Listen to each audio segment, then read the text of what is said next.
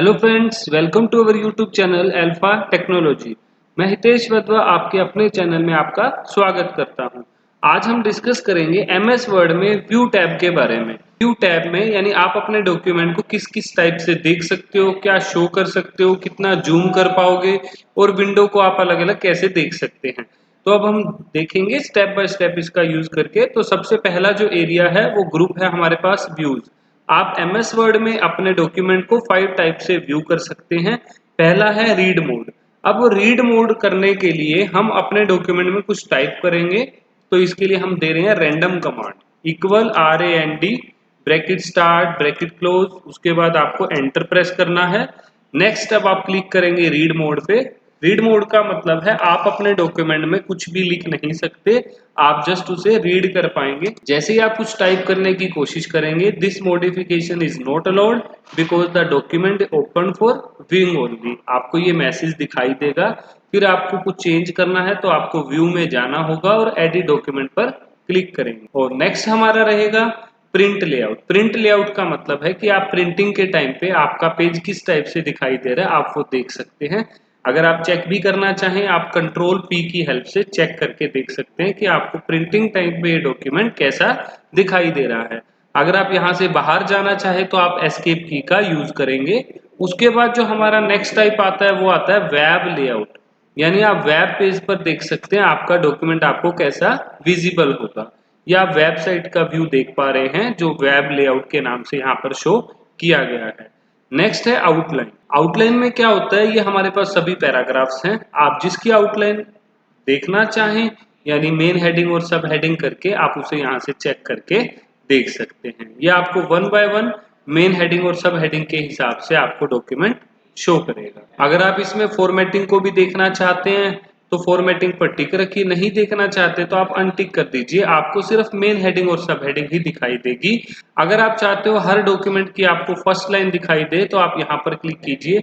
जितने भी हमारे एक्स्ट्रा पैराग्राफ यहाँ पर बचे थे उनकी आपको सिर्फ फर्स्ट लाइन दिखाई देगी। अगर आपका काम कंप्लीट हो गया है तो आप यहाँ से क्लोज आउटलाइन व्यू करके चेक कर सकते हैं, आपको बाकी डॉक्यूमेंट यहाँ पर दिखाई दे जाएगा।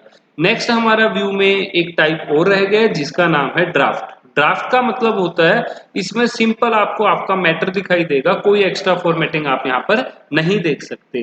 फॉर एग्जाम्पल अगर आप कोई पिक्चर कोई शेप यहाँ पर ऐड करवाते हैं तो आप उसे चेक कर सकते हैं। देखो प्रिंट लेआउट फिलहाल हमारा ओपन है, आप इसे चेक करेंगे तो आपको ये दिखा देगा प्रिंट लेआउट। लेकिन जब आप ड्राफ्ट पर जाएंगे तो आपको ये पिक्चर यानी शेप वगैरह कोई भी ऐसी हमारी जो एक्स्ट्रा फॉर्मेटिंग है वो आपको देखने को नहीं मिलेगी, आपको सिंपल आपका मैटर ही देखने को मिलेगा। फिर अगर आपको वापस नॉर्मल पेज पर जाना है तो आप प्रिंट लेआउट पर क्लिक करके चेक कर सकते हैं। अगर आपको शेप को नहीं रखना तो आप शेप को भी डिलीट बटन की हेल्प से डिलीट कर सकते हैं। इसके बाद आया अगर आपको रूलर नहीं रखना यानी जो स्केल आपको दिखाई दे रहा है तो अगर आप टिक रखोगे तो ये आपको विजिबल होगा, अगर आप अनटिक कर दोगे तो ये आपको विजिबल नहीं होगा।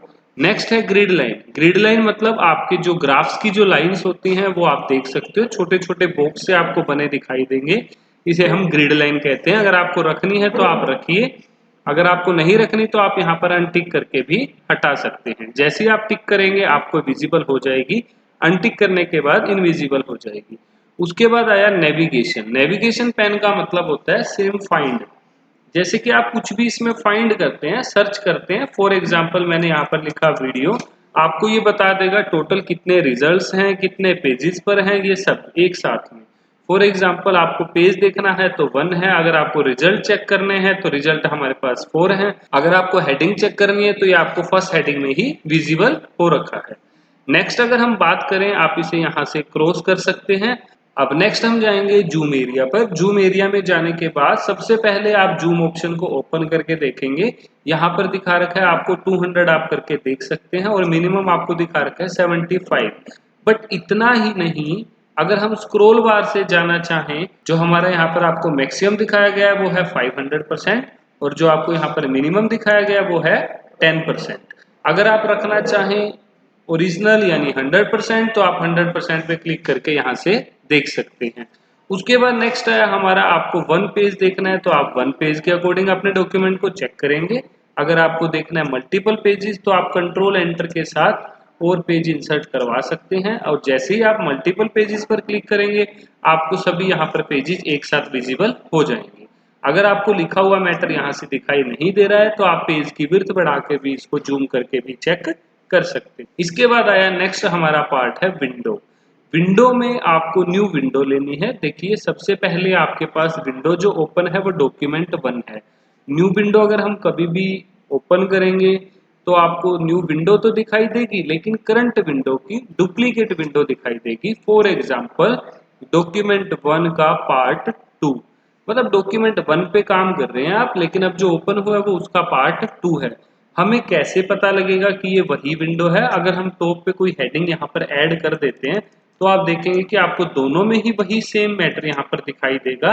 इसका मतलब है अगर आप एक विंडो में कुछ चेंज कर रहे हैं तो दूसरी में भी आपका वही सेम विजिबल हो रहा है। तो इट मीन ये क्या कर रहा है, करंट विंडो की डुप्लीकेट विंडो आपको डिस्प्ले करवा रहा है। जैसे मैंने यहाँ पर दिया स्टार्टिंग, आपने एक नया टेक्स्ट यहाँ पर ऐड कर दिया। अब आप देख सकते हैं मैंने यहाँ पर स्टार्टिंग लिखा और ग्रेटर देन का सिंबल दिया माइनस माइनस के साइन के साथ। तो हमारी यहाँ से स्टार्टिंग हो चुकी है। अब आप चेक करेंगे कैसे, व्यू पर जाना है और अरेंज ऑल पर क्लिक करेंगे। तो अरेंज ऑल में जाने के बाद जैसे ही आप यहाँ से स्क्रॉल एरिया अप करेंगे आप यहाँ से चेक कर सकते हैं ये हमारा जो स्टार्टिंग है यहाँ पे भी आपको लिखा दिखाई दे रहा है। अगर आप दूसरे पर जाके चेक करना चाहें तो आप यहाँ से स्क्रॉल एरिया अप या डाउन करके भी चेक कर सकते हैं। आपको दोनों तरफ यही सेम यहाँ पर लिखा दिखाई दे जाएगा। उसके बाद अगर आप इसे क्लोज करना चाहें तो आप यहाँ पर क्लोज पे क्लिक करने के बाद भी क्लोज कर सकते हैं। और अपनी डॉक्यूमेंट को मैक्सिमाइज करना चाहें बाय यूजिंग शॉर्टकट की तो आप क्या करेंगे, Alt स्पेस X। उसके बाद नेक्स्ट ऑप्शन आया हमारे पास स्प्लिट। स्प्लिट का मतलब होता है करंट विंडो के आप 2 सेक्शन बना सकते हो। ये आपको आसानी से एक सेक्शन में जो लिखोगे वो दूसरे सेक्शन में भी दिखाएगा।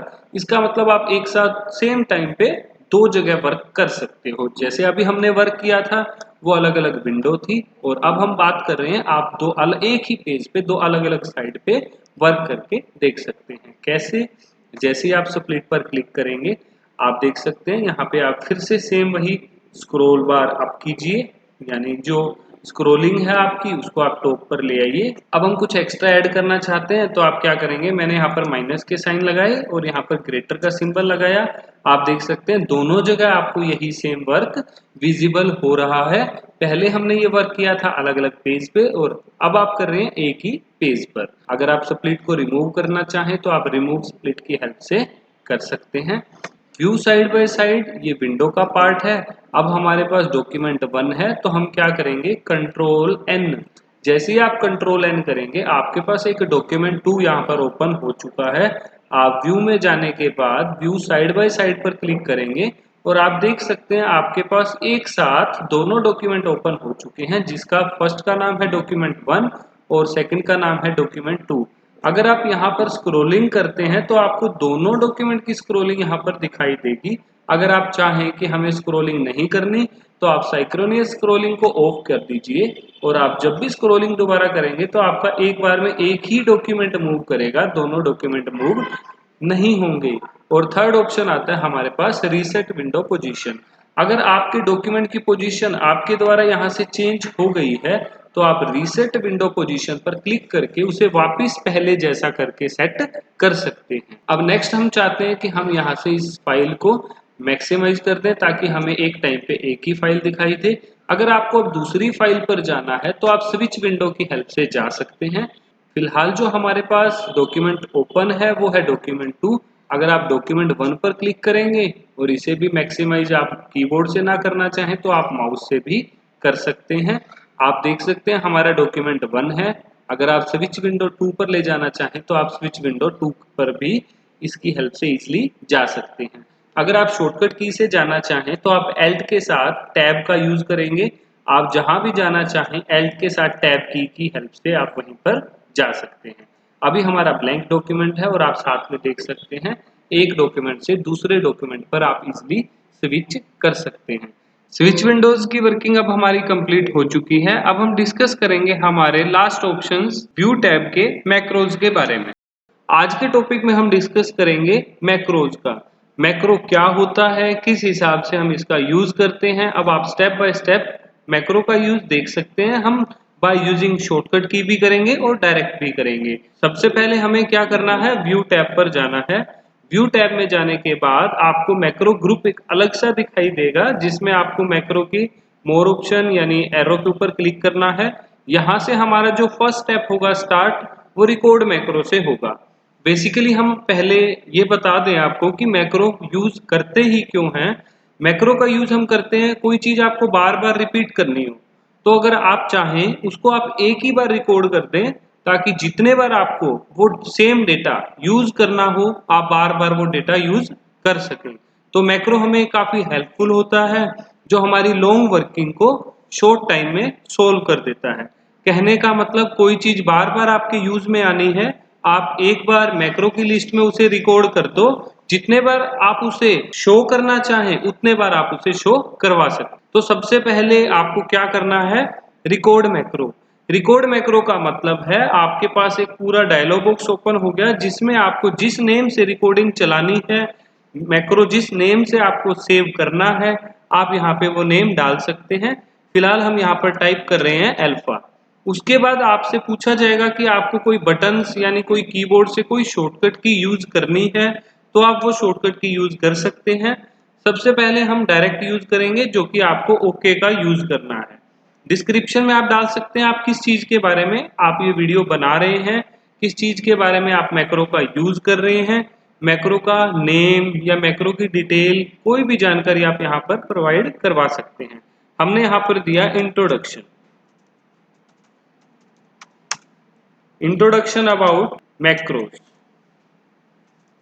इतना टाइप करने के बाद मैंने सिर्फ ओके पर क्लिक किया। जैसे ही आप ओके पर क्लिक करेंगे आपके सामने एक सिंबल आएगा, जो कि आपको रिकॉर्डिंग के लिए शो कर रहा है कि आपकी रिकॉर्डिंग स्टार्ट है। हम यहाँ पर जो भी टाइप करेंगे तो यहाँ पर वो वन बाय वन रिकॉर्ड होता रहेगा। सबसे पहले मैंने मैक्रो की डेफिनेशन लिखनी है, मैक्रो होता क्या है। तो मैंने यहाँ पर टाइप किया, it is one of the most useful topic in MS word.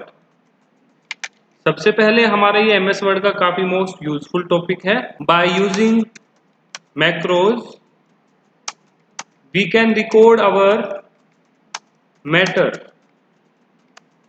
According to given instructions. हमारे पास मैक्रो को यूज करने के लिए आपके स्टेप्स मिलेंगे, जो आप स्टेप यूज करके इजीली प्रोवाइड कर सकते हैं अपने वर्क को। तो सबसे पहले हमारे पास जो मैक्रो के स्टेप्स होते हैं वो आपके पास इस प्रकार हैं। मैंने लिखा स्टेप्स। तो पहला स्टेप हमारा होता है स्टार्ट रिकॉर्डिंग। आपको रिकॉर्डिंग क्या करनी है, स्टार्ट। उसके बाद क्या करना है, नेक्स्ट स्टेप है हमारा